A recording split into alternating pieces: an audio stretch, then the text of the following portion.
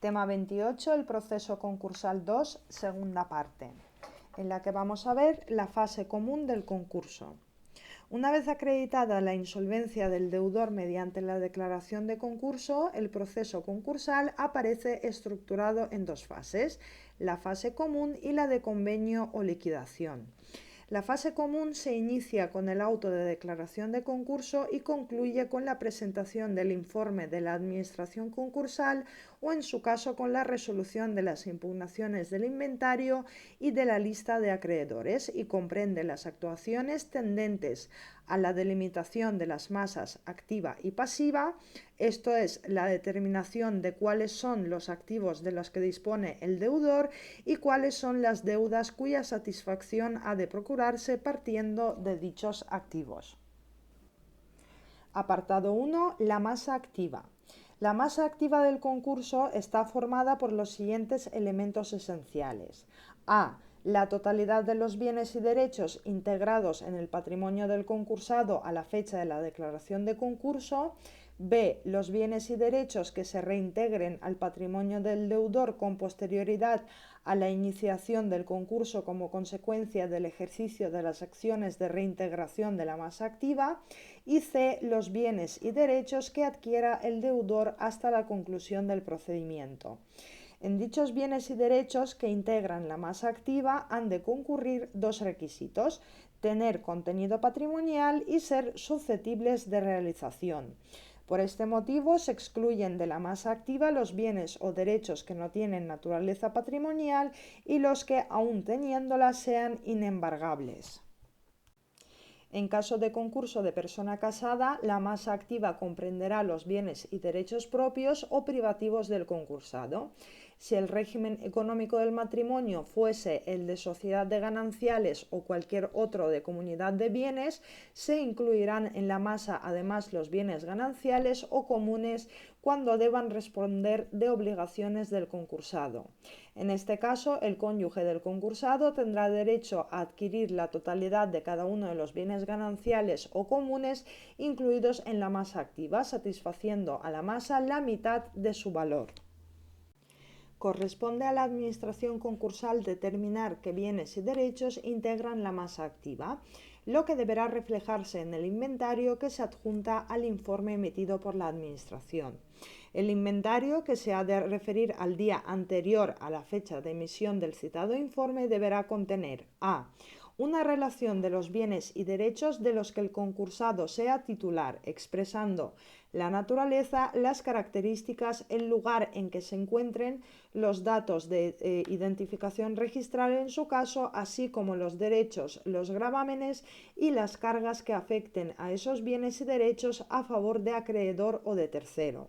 B. El avalúo de cada uno de los bienes y derechos incluidos en la relación, el cual habrá de realizarse atendiendo a su valor de mercado, deduciendo los derechos, los gravámenes o las cargas que afecten a su valor. C. Una relación de los litigios pendientes cuyo resultado pueda afectar al contenido de la masa activa y otra comprensiva de cuántas acciones debieran promoverse al juicio de la administración concursal para la reintegración de la masa activa. Y por último, D. Si en la masa existieran uno o varios establecimientos, explotaciones o cualesquiera otras unidades productivas de bienes o de servicios, se describirán como anejo al inventario con expresión de los bienes y derechos de la masa activa que las integren.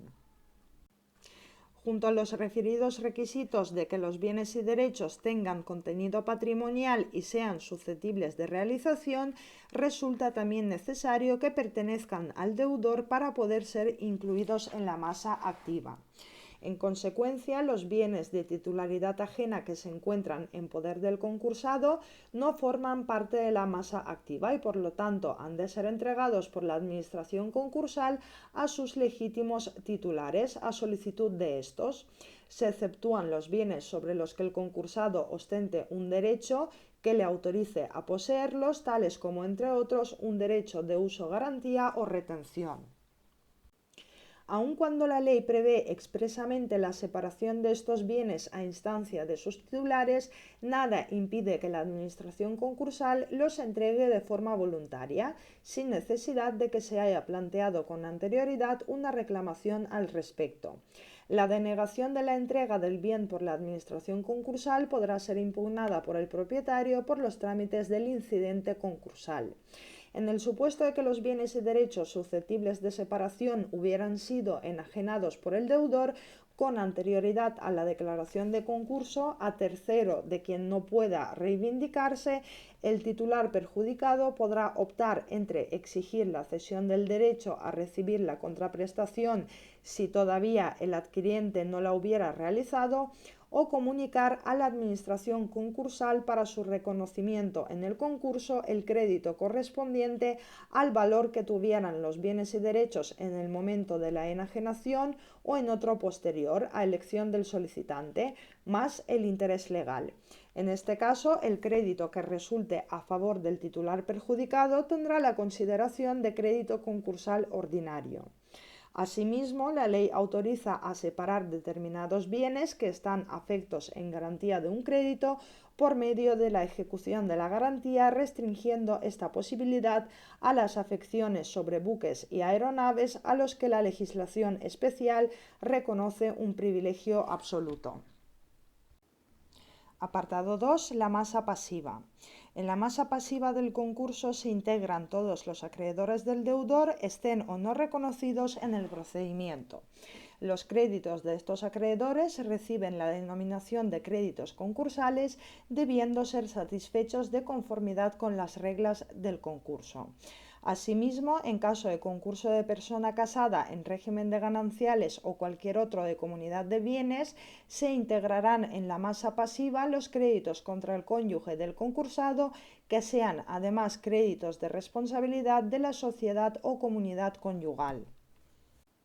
Existen otros créditos a los que la ley atribuye el carácter de créditos contra la masa, que se caracterizan frente a los concursales porque su pago ha de hacerse a sus vencimientos y por su total importe, con cargo a los bienes y derechos no afectos al pago de créditos con privilegio especial, sin estar sujetos, por lo tanto, a los mecanismos concursales de satisfacción.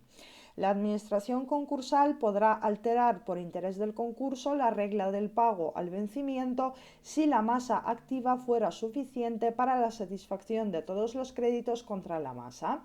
La postergación no podrá afectar a los créditos por alimentos, a los créditos laborales, a los créditos tributarios ni a los de la seguridad social.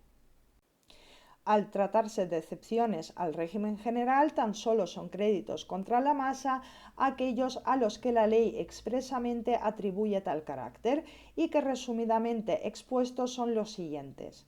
1. Los créditos anteriores a la declaración del concurso por responsabilidad civil extracontractual, por muerte o daños personales, así como los créditos anteriores o posteriores a la declaración de concurso por indemnizaciones derivadas de accidente de trabajo y enfermedad profesional, cualquiera que sea la fecha de la resolución que los declare. 2. Créditos por salarios correspondientes a los últimos 30 días de trabajo efectivo realizado con anterioridad a la declaración del concurso en cuantía que no supere el doble del salario mínimo interprofesional. 3. La obligación alimenticia. 4. Los gastos y costas judiciales necesarios para la solicitud y la declaración de concurso, la adopción de medidas cautelares y la publicación de las resoluciones judiciales previstas legalmente. 5. Los créditos por la asistencia y representación del concursado y de la Administración concursal durante toda la tramitación del procedimiento y sus incidentes y demás procedimientos judiciales en cualquier fase del concurso cuando su intervención sea obligatoria o se realice en interés del concurso hasta la eficacia del convenio o en otro caso hasta la conclusión del concurso, con excepción de los ocasionados por los recursos que interponga el concursado contra resoluciones del juez cuando fueren total o parcialmente desestimados con expresa condena en costas. 6. Los créditos por los gastos y las costas judiciales derivados de los juicios que en interés de la masa continúen o inicien, salvo lo previsto para los casos de desistimiento, allanamiento, transacción y defensa separada del deudor y en su caso hasta los límites cuantitativos en ella establecidos. 7. Los créditos por la condena al pago de las costas como consecuencia de la desestimación de las demandas que se hubieran presentado o de los recursos que se hubieran interpuesto por la administración concursal o por el concursado con autorización de la administración concursal o como consecuencia del allanamiento o del desistimiento realizados por tales sujetos. 8. Los créditos por la retribución de la administración concursal y del experto para recabar ofertas de adquisición de la unidad productiva. 9. Los créditos que genera la actividad empresarial o profesional tras la declaración de concurso hasta la aprobación judicial del convenio o en otro caso hasta la conclusión del concurso, entre los que se incluyen los créditos laborales devengados después de la declaración de concurso, las indemnizaciones por despido o extinción de los contratos de trabajo, así como los recargos sobre las prestaciones por incumplimiento de las obligaciones en materia de salud laboral. 10. Las obligaciones por prestaciones recíprocas pendientes de cumplimiento y de restitución o indemnización en caso de resolución voluntaria o por incumplimiento del concursado. 11. Pagos de créditos concursales beneficiosos para el concurso. 12. Pagos derivados de rescisión concursal. 13. Los créditos que nacen de obligaciones válidamente contraídas durante el concurso por la administración concursal. 14. Las obligaciones legales o extraconcursales por todo tipo de daños causados con posterioridad a la declaración del concurso y hasta su conclusión. 15. En caso de liquidación, los créditos concedidos al concursado antes de la apertura de la fase de liquidación para financiar el plan de viabilidad necesario para el cumplimiento del convenio aprobado por el juez. 16. El 50% del importe de los créditos derivados de la financiación interina o de la nueva financiación concedidos en el marco de un plan de reestructuración homologado cuando los créditos afectados por ese plan representen al menos el 51% del pasivo total. Y 17. Cualesquiera otros créditos a los que la ley atribuya expresamente tal consideración.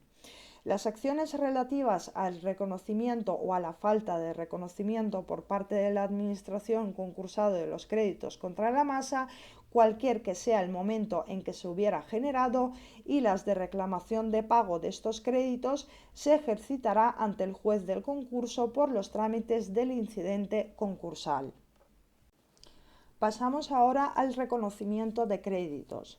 Al igual que sucede en relación con la masa activa, la determinación de la masa pasiva mediante el reconocimiento y clasificación de los créditos constituye una de las tareas que se atribuyen a la Administración concursal, quien ha de elaborar una lista de acreedores y acompañarla a su informe, si bien la decisión última se atribuye al juez del concurso por medio del correspondiente incidente concursal.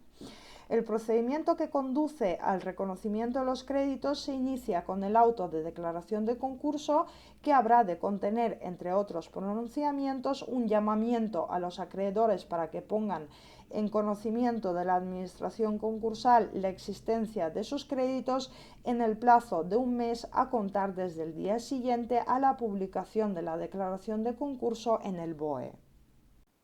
La comunicación se formulará por escrito, firmado por el acreedor, por cualquier otro interesado en el crédito o quien acredite representación suficiente de ellos, y se dirigirá a la Administración concursal expresando el nombre, domicilio y demás datos de identificación del acreedor, así como los relativos al crédito, su concepto, cuantía, fechas de adquisición y vencimiento, características y calificación que se pretenda. Si se invocara un privilegio especial, se indicarán además los bienes o derechos a los que afecte y, en su caso, los datos registrales. También se señalará una dirección postal o una dirección electrónica para que la Administración concursal practique cuantas comunicaciones resulten necesarias o convenientes. Finalmente, la Administración concursal debe adoptar una decisión en cuanto al reconocimiento o no de cada uno de los créditos no solo de los que hayan comunicado de los acreedores, sino también de aquellos cuya existencia resulte de la documentación que obre en poder del concursado o que conste por cualquier otro motivo en el concurso. La decisión de la Administración concursal sobre el reconocimiento o no de los créditos constituye una actividad discrecional, si bien existen algunos supuestos de reconocimiento automático imperativo y otras especialidades sobre créditos condicionales o contingentes. Por su parte, determinados créditos han de ser necesariamente reconocidos aun cuando la Administración concursal dude de su existencia y validez.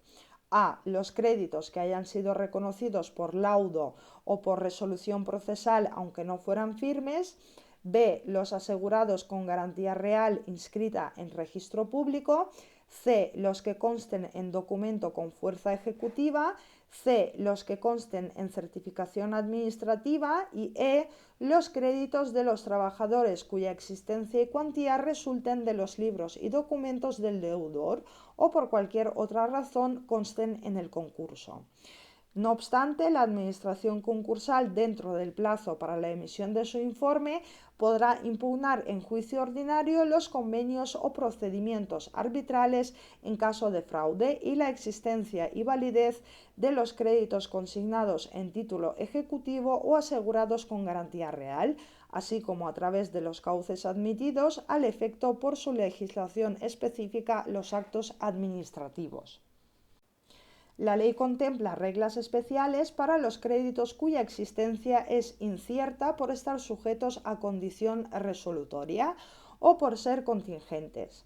Los primeros se reconocerán como condicionales y en tanto no se cumpla la condición, disfrutarán de los derechos concursales que corresponda a su cuantía y clasificación. Los créditos sometidos a condición suspensiva serán reconocidos en el concurso como créditos contingentes sin cuantía propia y con la clasificación que corresponda, admitiéndose a sus titulares como acreedores legitimados en el procedimiento sin más limitaciones que la suspensión de los derechos de adhesión, de voto y de cobro. Los créditos litigiosos seguirán el mismo régimen que los créditos sometidos a condición suspensiva. En tales casos, cuando el juez del concurso estime probable el cumplimiento de la condición resolutoria o la confirmación del crédito contingente, podrá, a instancia de parte, adoptar las medidas cautelares de constitución de provisiones con cargo a la masa, de prestación de fianzas por las partes y cualesquiera otras que considere oportunas en cada caso. Reciben la consideración de créditos condicionales a. Los créditos sujetos a condición resolutoria y b. Los créditos de derecho público de las administraciones públicas y sus organismos públicos que a la fecha de declaración de concurso hubieran sido recurridos en vía administrativa o jurisdiccional aun cuando su ejecutividad se encuentre cautelarmente suspendida. Por su parte, son créditos contingentes a. Los créditos sometidos a condición suspensiva, b. Los créditos litigiosos y c. Los créditos que no puedan ser hechos efectivos contra el concursado sin la previa excusión del patrimonio del deudor principal mientras el acreedor no justifique cumplidamente a la Administración concursal el haber agotado la excusión. Por último, los créditos en los que el acreedor disfrute de fianza de tercero se reconocerán por su importe sin limitación alguna y sin perjuicio de la sustitución del titular del crédito en caso de pago por el fiador. Una vez realizado el pago, con subrogación del fiador en la posición jurídica del acreedor afianzado, la Administración concursal deberá reclasificar el crédito optando por la clasificación de inferior grado de entre las que correspondan al acreedor o al fiador. Y pasamos a la clasificación de los créditos. Los créditos concursales se clasifican a efectos del concurso en privilegiados, ordinarios y subordinados. Los créditos privilegiados se clasifican a su vez en créditos con privilegio especial si afectan a determinados bienes o derechos de la masa activa y créditos con privilegio general si afectan a la totalidad de esa masa. Punto A, créditos con privilegio especial. Y pasamos a la clasificación de los créditos. Los créditos concursales se clasifican a efectos del concurso en privilegiados, ordinarios y subordinados. Los créditos privilegiados se clasifican a su vez en créditos con privilegio especial si afectan a determinados bienes o derechos de la masa activa y créditos con privilegio general si afectan a la totalidad de esa masa. Vamos a ver en qué consiste cada uno. Punto A, créditos con privilegio especial. Dejando a un lado los créditos contra la masa que tienen naturaleza extraconcursal y por tanto no entran en competición con los créditos concursales, los acreedores que reciben un tratamiento más favorable dentro del concurso son los titulares de un privilegio especial. Cuando la ley atribuye a un crédito la condición de especialmente privilegiado en relación con un determinado bien o derecho, la masa activa está garantizando al acreedor que el referido bien o derecho va a ser destinado ante todo al pago del crédito privilegiado, lo que conlleva la posibilidad de promover una ejecución separada, esto es al margen del procedimiento concursal, aunque con las especialidades propias de la legislación concursal, que distingue en función de si tales bienes o derechos resultan o no necesarios para la continuidad de la actividad profesional o empresarial del concursado. Tienen la consideración de créditos con privilegio especial los que a continuación se relacionan. 1. Los créditos garantizados con hipoteca legal o voluntaria, inmobiliaria o mobiliaria o con prenda sin desplazamiento sobre los bienes o derechos hipotecados o pignorados. 2. Los créditos garantizados con anticresis sobre los frutos del inmueble gravado. 3. Los créditos refaccionarios sobre los bienes refaccionados, incluidos los de los trabajadores sobre los objetos por ellos elaborados mientras sean propiedad o estén en posesión del concursado. 4. Los créditos por contratos de arrendamiento financiero o de compraventa con precio aplazado de bienes muebles o inmuebles a favor de los arrendadores o vendedores y en su caso de los financiadores sobre los bienes arrendados o vendidos con reserva de dominio, con prohibición de disponer o con condición resolutoria en caso de falta de pago.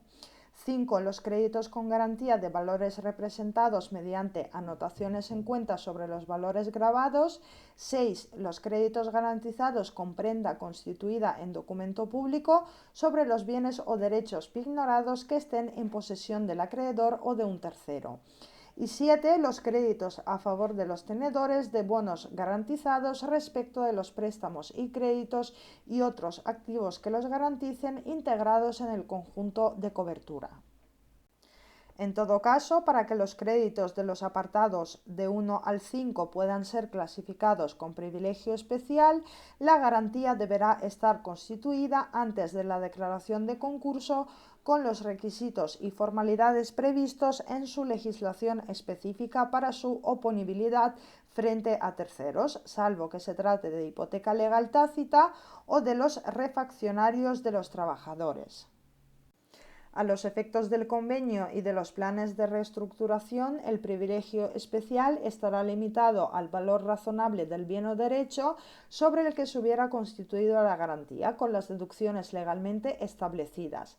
El importe del crédito que exceda del reconocido como privilegiado especial será calificado según su naturaleza.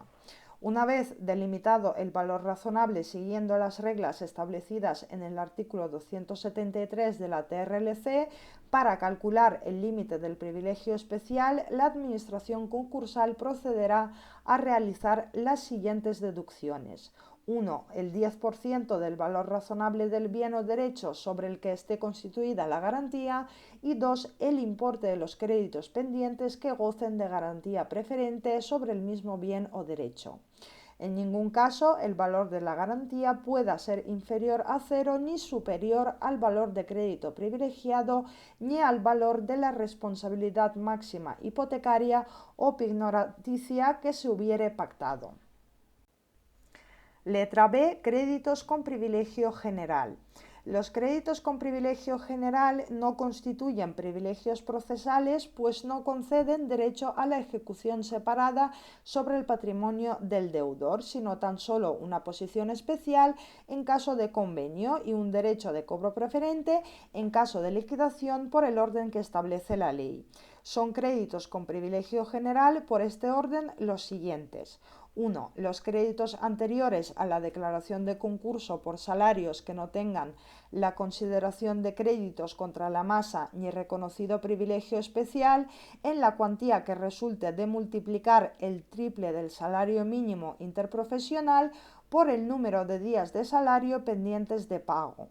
Las indemnizaciones derivadas de la extinción de los contratos en la cuantía correspondiente al mínimo legal calculada sobre una base que no supere el triple del salario mínimo interprofesional, los capitales coste de seguridad social de los que sea legalmente responsable el concursado y los recargos sobre las prestaciones por incumplimiento de las obligaciones en materia de salud laboral devengados con anterioridad a la declaración de concurso. 2. Las cantidades correspondientes a retenciones tributarias y de seguridad social debidas por el concursado en cumplimiento de una obligación legal. 3. Los créditos de personas naturales derivados del trabajo personal no dependiente y los que correspondan al propio autor por la cesión de los derechos de explotación de obra objeto de la propiedad intelectual, devengados durante los 6 meses anteriores a la declaración del concurso. 4. Los créditos tributarios, los créditos de la seguridad social y demás del derecho público que no tengan privilegio especial ni el privilegio general del número 2. 5. Los créditos por responsabilidad civil extracontractual y los créditos por responsabilidad civil derivada del delito contra la hacienda pública y contra la Tesorería General de la Seguridad Social. 6. El 50% del importe de los créditos derivados de la financiación interina o de la nueva financiación concedidos en el marco de un plan de reestructuración homologado cuando los créditos afectados por ese plan representen al menos el 51% del pasivo total. Y por último, 7. Los créditos de que fuere titular el acreedor a instancia del cual se hubiera declarado el concurso y que no tuviere el carácter de subordinados hasta el 50% de su importe. Letra C. Créditos subordinados. Junto a las excepciones positivas en relación con los créditos ordinarios que se concretan en los privilegios especiales o generales, también se reconocen excepciones negativas que se concretan en los créditos subordinados o postergados legalmente por razón de su tardía comunicación, por pacto contractual, por su carácter accesorio como son los recargos e intereses, por su naturaleza sancionadora que son multas y demás sanciones pecuniarias, o por la condición personal de sus titulares que son personas especialmente relacionadas con el concursado o partes de mala fe en actos perjudiciales para el concurso. Dentro de esta categoría se incluyen los siguientes créditos. 1. Los créditos que se clasifiquen como subordinados por la Administración concursal por comunicación extemporánea, salvo de que se trate de créditos de reconocimiento forzoso o por las resoluciones judiciales que resuelvan los incidentes de impugnación de la lista de acreedores y por aquellas otras que atribuyan al crédito esa clasificación. 2. Los créditos que por pacto contractual tengan el carácter de subordinados. 3. Los créditos por recargos e intereses de cualquier clase, incluidos los moratorios, salvo los correspondientes a créditos con garantía real hasta donde alcance la respectiva garantía. 4. Los créditos por multas y demás sanciones pecuniarias.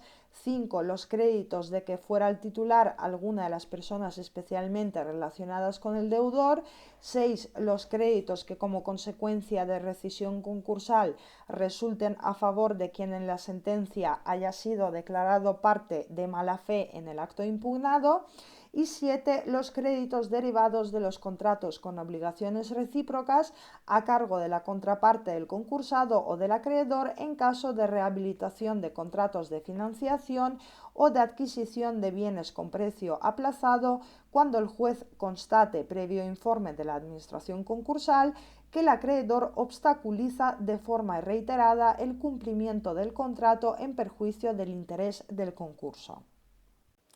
Las consecuencias de la calificación de un crédito como subordinado son especialmente graves, tanto si el concurso desemboca en un convenio como si conduce a la fase de liquidación. En el primer caso, esto es cuando la solución al concurso sea el convenio, se priva al titular de un crédito subordinado del derecho de adhesión a la propuesta de convenio, por lo que sus créditos no se tendrán en cuenta a la hora de computar los votos a efectos de la aprobación del convenio. Pero no solo se les priva de su derecho de voto, sino que los acreedores subordinados quedan afectados por las mismas quitas y esperas establecidas en el convenio para los ordinarios, pero cada uno de los plazos anuales de espera establecidos para los créditos ordinarios se computarán como plazos trimestrales de espera para los subordinados, desde el íntegro cumplimiento del convenio respecto de los primeros, sin que la totalidad de la espera desde el comienzo del cumplimiento del convenio pueda ser superior a 10 años para todos los acreedores. Cuando el concurso desemboca en la fase de liquidación, los titulares de estos créditos subordinados no podrán ser pagados hasta que hayan quedado íntegramente satisfechos los ordinarios, existiendo además un orden de prelación entre dichos créditos subordinados por el orden establecido y, en su caso, a prórrota dentro de cada número.